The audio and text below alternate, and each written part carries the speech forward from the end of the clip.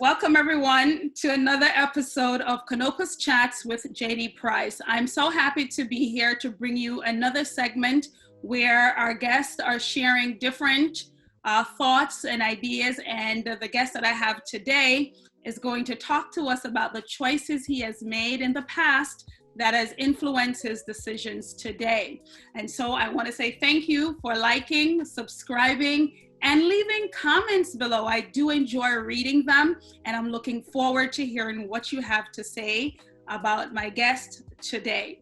All right, to get us started, as I said, season 2 is all about choices. And so we have with us Gregory Paul, who is the founder of Students Step Up Scholarship Fund, and it has some subsidiaries, and one of them is Brothers and Keepers. Give it up for Gregory Paul. Yay! All right, Greg, thank you for joining me today. How are you doing? I'm doing well. Thank you for having me. It's just a pleasure. You are absolutely welcome. So, as I told you, that in our segment, you have a choice. And so I'm going to start off with your choice.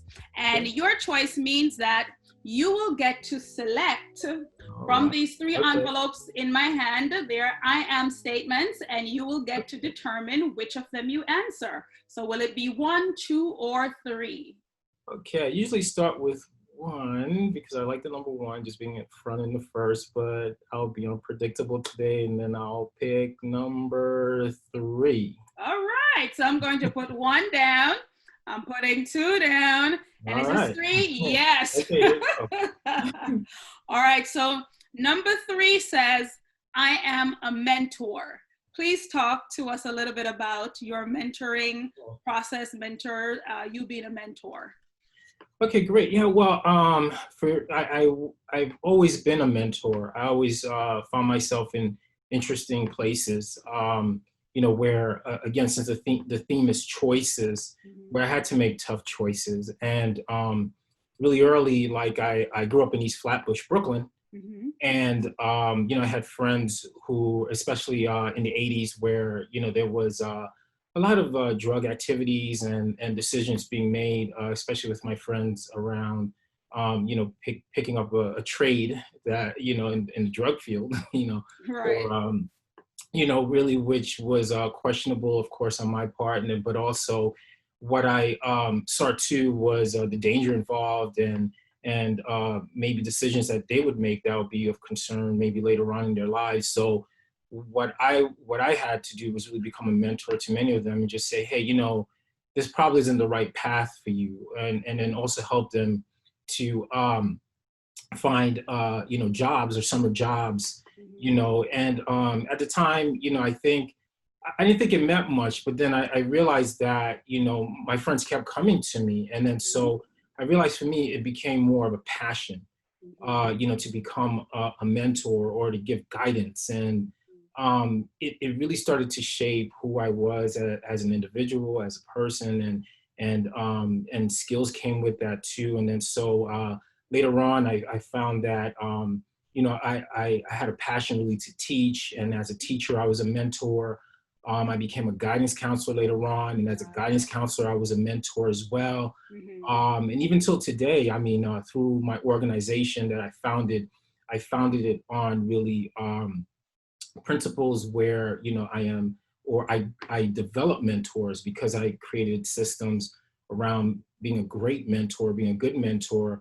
Now I am developing mentors, and then they themselves are actually have mentees of their own and stuff. So it's been really interesting walk around being a mentor, and I think that really that's one of the aspects that defines who I am. So talk about this evolution or development, these organizations that you've started. First, tell me their names and how did they start and what's the mission of these organizations? Okay, great. Yeah, first I started a for-profit organization. I have to be upfront that, the for-profit, I never, envisioned myself being a business owner. My father, however, was a business owner. He was a minister in the community. And but not only that, he started business within the community, the East Flatbush community. And so it was a tax business. He tried to get me involved really early with taxes, and I found that I kept falling asleep. And so I realized taxes was not for me. So it was for him. He was passionate about it, but he was really good at telling me about business and the purpose for business. And he dedicated like a lot of his time, ministry, and as well as his tax business to immigrants and then also people of color. And then so what dawned on me at an early age was that this is something that I would like to do as well.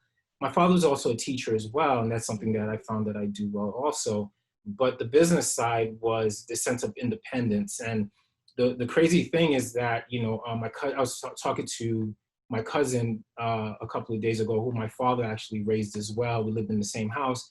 He goes, your father was maybe the only male that I saw on the whole block that wore a suit every morning and walked out, and he owned a business, and he was very serious about helping people of color out. And so very early I decided that this is something I wanted to do. So the first business I actually started was called Step Up, and then so Step Up, was actually a tech education business, so what we call ed tech. And then so around ed tech, the idea is currently to really bring software solutions and then also innovative ideas to schools and also not-for-profit organizations. Right.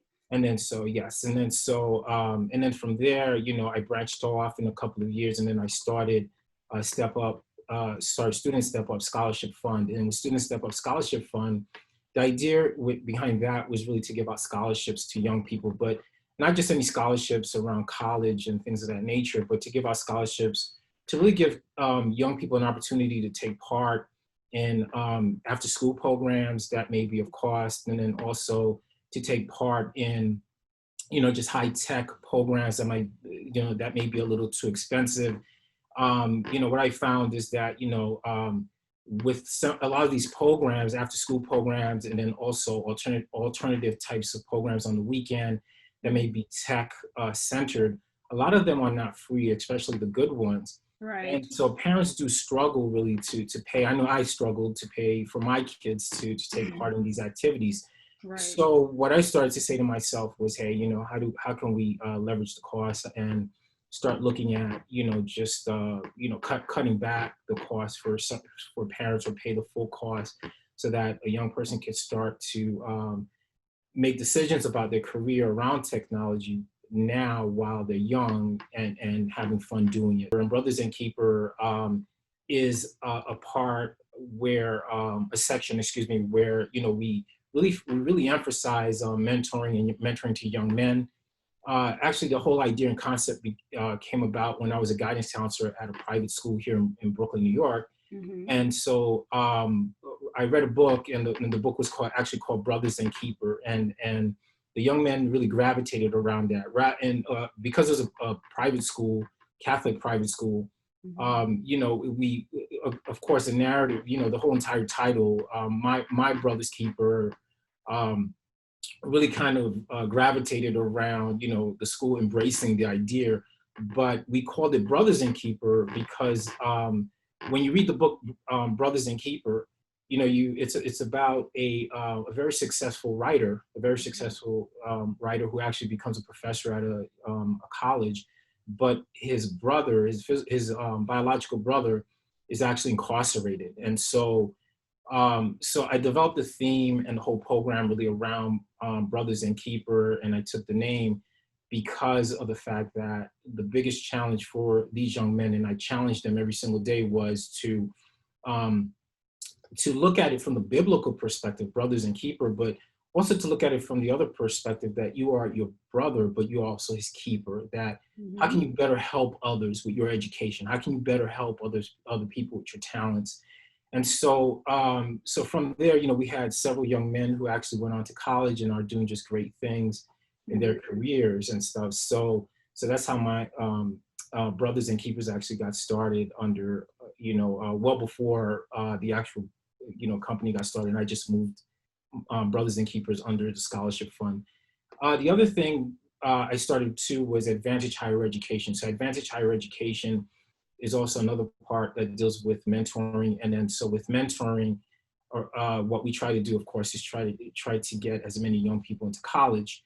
And the way we do that is by using college students. And using college students, we develop them, train them, and then we have them go into the public school systems and the public school system, excuse me, in New York City.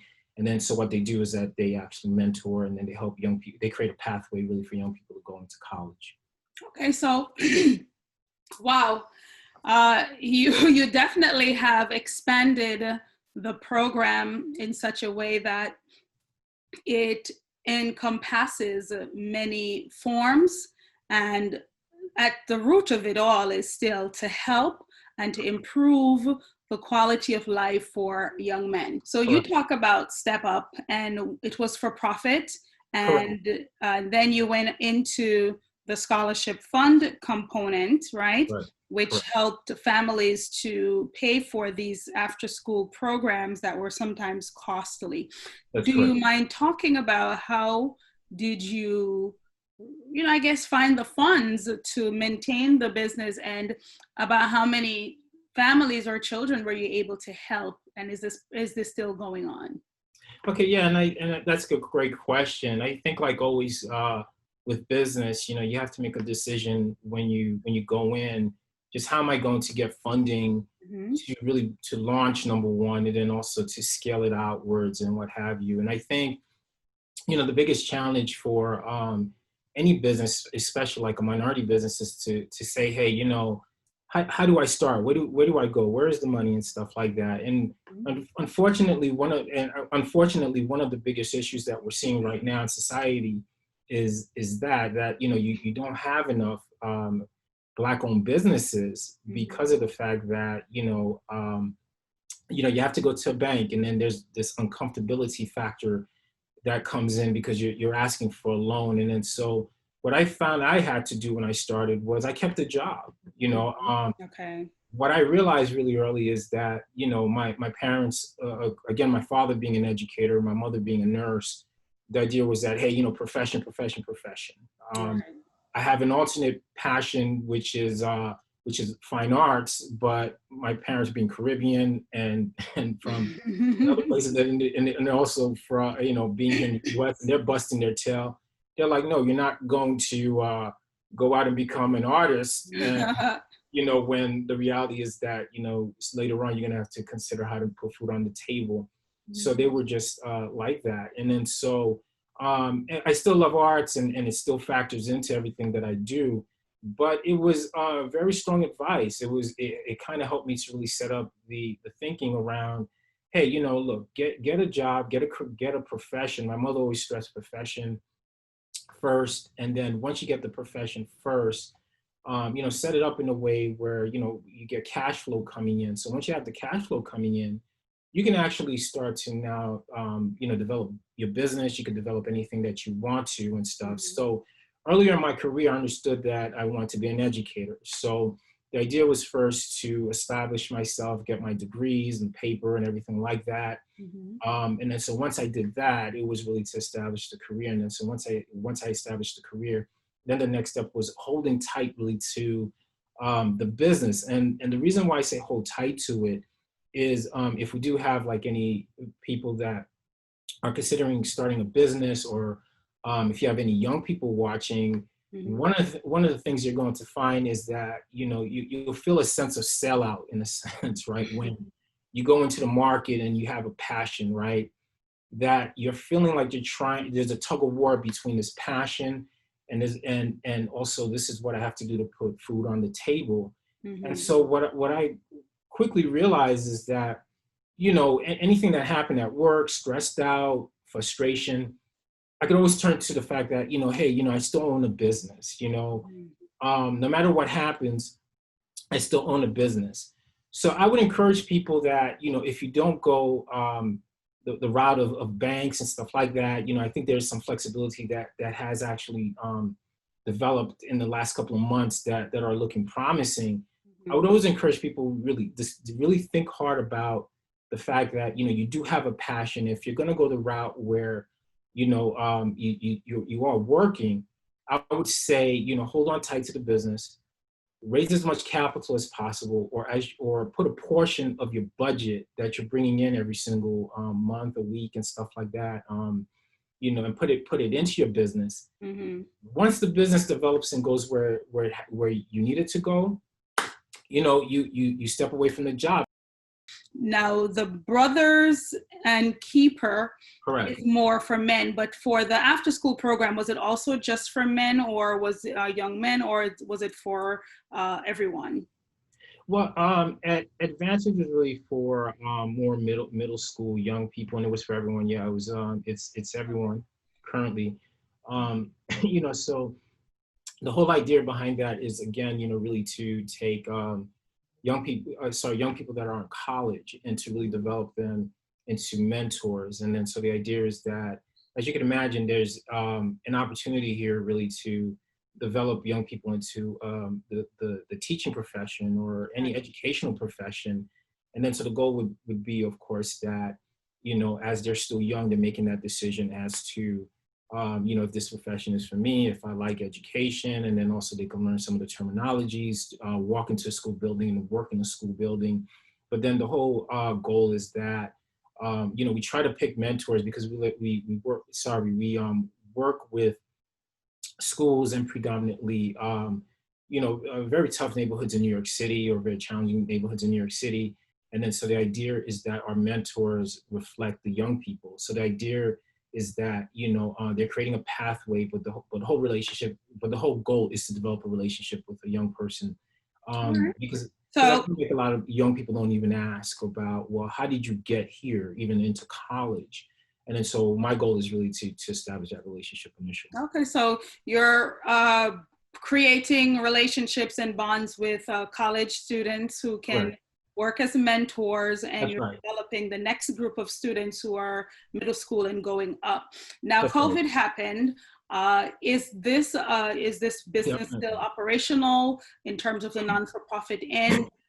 And of course, going to these buildings are definitely a challenge. So how are you managing in this process? Well, and that's a great question. I think all the businesses within New York City and maybe all over the country, we're at this crossroads of sorts, right? Where we're trying to figure it out, right? And I've been impacted. Everyone has been impacted because, of course, when your work takes place in schools, Mm-hmm. you're not going to go into schools right now, or you don't want to put the kids at risk, teachers at risk, or anything like that, nor the schools letting you in. So we are rethinking, what we're trying to do. And I think a lot of it too is, because it is a scholarship fund, there is, one of the things as a business person, no matter what happens, you still have a business, so the thing is, you got to come up with a better strategy, right? You got to find better ways. So you look at your core mission, look at your core purpose, right? And then so when you go to these things, you're saying to yourself, well, how can I still make this happen? Even though so much has changed in the world, and it's going to put such an emphasis on, just how we do things. So the reality for me is that, hey, I'm a scholarship fund. So that doesn't stop. The reality is, you still raise money, you can still give resources out. What's going to be really impacted is, just the mentoring aspect of it, and how, we actually go into the public schools. Are we going to do things virtually? I've seen like a lot of programs that have gone virtual, and they were great programs. And I think when they go into the virtual realm, it's kind of like, okay, wow, this is a little not what I thought. And then you have to remember, I'm zoomed out from work, and then the world is zoomed out. Kids Right. are zoomed Mhm. out. So how much more Zoom are you going to put in a young person's life and stuff? So So I there's guess, no playbook, it seems, then for a yeah, model that is operational in COVID and beyond COVID without going well, into cyberspace or risking correct. your health, and the children's safety if you went back into a building, right? Yeah, correct. But it doesn't mean that, again, you're still, again, you're a business owner, and you have to imagine, if you could just imagine, it's not me that, as a business that has gone into this issue, it's the whole world that's gone into this issue, Right. the whole Hmm. city.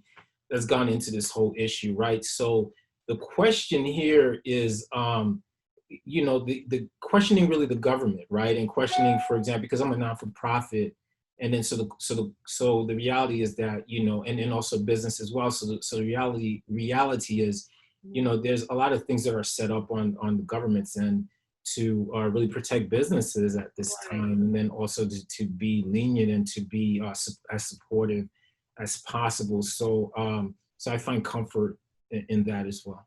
Okay, excellent. All right, so that's it for my choice and the questions that I wrote for you. Okay. But from the people's choice, Okay. let's see, is there an application process to be a part of the organization if I wanted to Right. join? And how can we find your organization? Those are the two questions from the people. Right.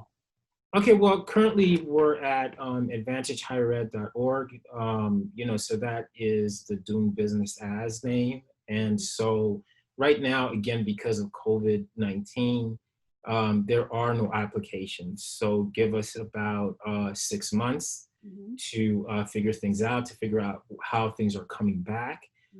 The key thing is, again, these we're really also assessing like a lot of these activities that we were talking about that we fund, right? So when you look at a lot of the ones that are paid, some of them are not coming back, or some of them are struggling. So we're in the process of assessing, we're in the process of trying to figure out just how the world is going to look. So we're at the time of this interview, we're at a spike right now. Again, in New York City, we've gone down a little after summer, and then now we're at a spike in the fall. So we're just not sure how things are going to look. So we are just, again, at a place where we're just kind of thinking and trying to figure things out. All right, excellent.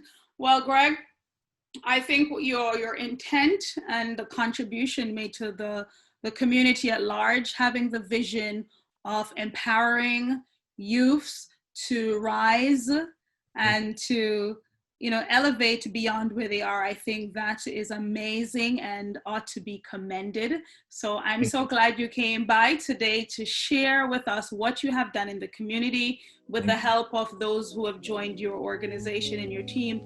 And as you reimagine, like many of us are doing, many companies are doing, the value that you add and how can you sustain yourself beyond COVID.